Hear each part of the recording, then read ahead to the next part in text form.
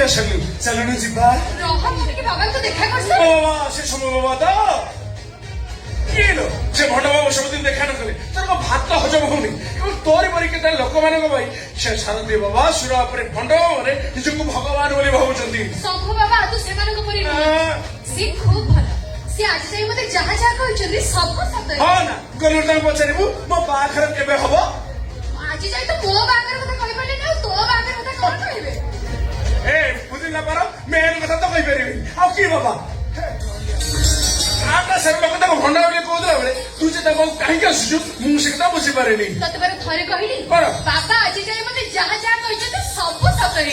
ଆକାଶ ଫଟିଲ ଭରସା ଧରିଲ ଭୂଇଁ ପରେ ଗଲା ପଡି ବିନ୍ଦୁ ବିନ୍ଦୁ ଜଳ କିଏ ସେ ରଚିଲା ଧରାରେ ବହିଲା ନଈ।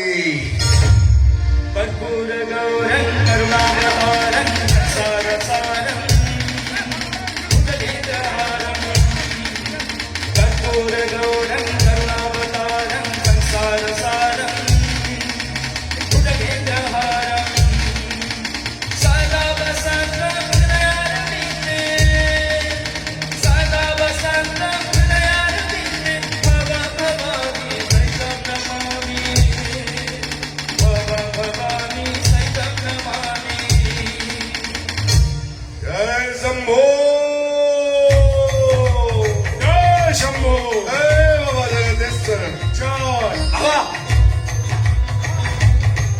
ଆପଣ ଦୀର୍ଘଦର୍ଶୀ ସର୍ବଜ୍ଞ ଜ୍ଞାନୀ ଗୁଣୀ ଚର୍ଚ୍ଚିତ ଶାସ୍ତ୍ରରେ ଆପଣଙ୍କର ଅଗାଧ ପାଣ୍ଡିତ୍ୟ ଆପଣ ଲୋକମାନଙ୍କ ହାତ ଦେଖି ଅନେକ କଥା କହିପାରନ୍ତି। ଦାଦା ଦାଦା ମୋ ହାତ ଟିକେ ଦେଖିଲେ ବାବା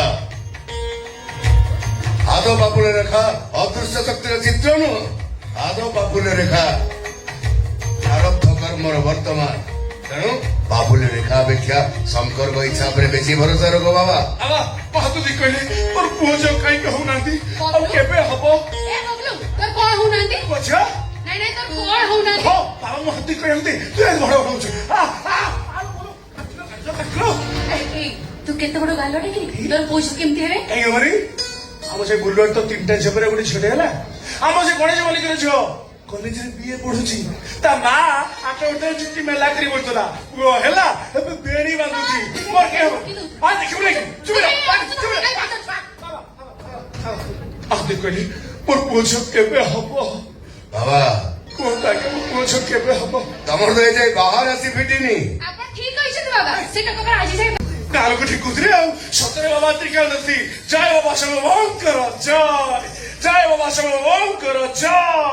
ବାବା ତୋ ହାତ ଟିକେ ଦେଖିଲେ ଆଜି ମୋ ଦିନ କେମିତି କଟିବ?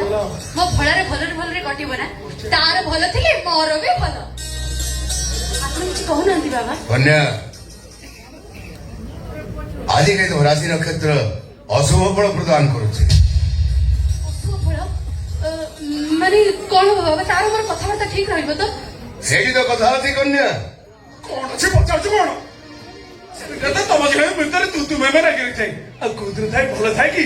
ସକାଳେ ବିଚ୍ଛେଦ ସନ୍ଧ୍ୟାରେ ମିଳନ ସନ୍ଧ୍ୟାରେ ବିଚ୍ଛେଦ ସକାଳେ ମିଳନ। ବାବା ଆପଣ ଆଉ ଥରେ ଭଲରେ ଦେଖିକି କହିଲେ ଆଜି ତାର ମୋର କଥାବାର୍ତ୍ତା ଠିକ ଠାକ ରହିବ ତ? ହଁ ଆପଣ କିଛି କହୁନାହାନ୍ତି କାହିଁକି ବାବା? କନ୍ୟା ଆଜି ତମ ଦୁହିଁଙ୍କ ଭିତରେ ବିଚ୍ଛେଦର ଯୋଗ ଅଛି। नफरत की दुनिया को छोड़ के प्यार की दुनिया में खुश में रहना मेरे यारा हो खुश में रहना मेरे यारा। ବାବା ଏମିତି କହୁଛୁ ତୁ ପୁଣି ସେଥିରେ ଗୀତ ଗାଉଛୁ? ବାବା ବାବା ତାର ମୋର ଆଜି ସବୁ କିଛି ଭଲରେ ରହିବ ନା? ସେମିତି କିଛି ବଡ ଅଘଟଣ ଘଟିବନି ତ? କନ୍ୟା ଆଜି ତମେ ଆଉ ତମ ପ୍ରିୟ ମଣିଷ ଭିତରେ ତୃତୀୟ ବ୍ୟକ୍ତିର ପ୍ରବେଶ ଘଟିବ। ତାପରେ ସୌତୁଣୀ କିଏ ହବ ତ ସୌତୁଣୀ ନମ୍ବର 1 କିଏ ହବ ତ ସୌତୁଣୀ ନମ୍ବର 1। ତୁ ଚୁପ କର। ମୁଁ କଣ ମୋ ଭଳାକୁ ଜାଣିନି? ମୁଁ କଣ ଜାଣିନି ମୋ ଭଳା ମତେ କେତେ ଭଲ ପାଏ? ଦିନ ରାତି ଠାରୁ ସୂର୍ଯ୍ୟ ଚନ୍ଦ୍ର ଅଲଗା ହେଇଯାଇ ପାରନ୍ତି କିନ୍ତୁ ମୋ ଠାରୁ ମୋ ଭଳାକୁ କେହି ବି ଅଲଗା କରିପାରିବେ କେହି ବି ନୁହଁ। ଗୋଟେ କଥା ମନେ ରଖିବ କନ୍ୟା ଓମ୍ ସତ୍ୟ ओम सुंदर ओम आदि ओम अनंत ओम वेद ओम ब्रह्मा ओम ही जगतेश्वर। सर्वविधानाय सर्वसमर्थाय सर्वविघ्नाय महेश्वराय ओम नमः शिवाय से बड़ा शंकर में भरोसा रख मां सब ठीक है जीव जय शंभो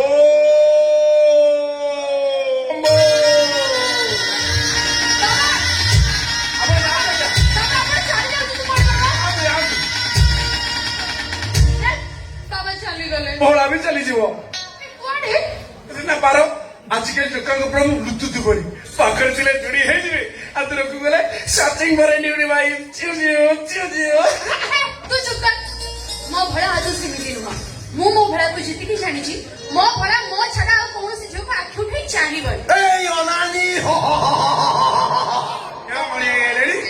সে গ্যারেন্টি তো দবনি আমি হেলু পুଅ ପିଲା ପିତଳ ହଣ୍ଡା ଚୁଲିରେ ବସିବୁ ରନ୍ଧାବଢା କରିବୁ ଓନେଇ ଆଣି ପିତାମ୍ବରୀ ପକେଇ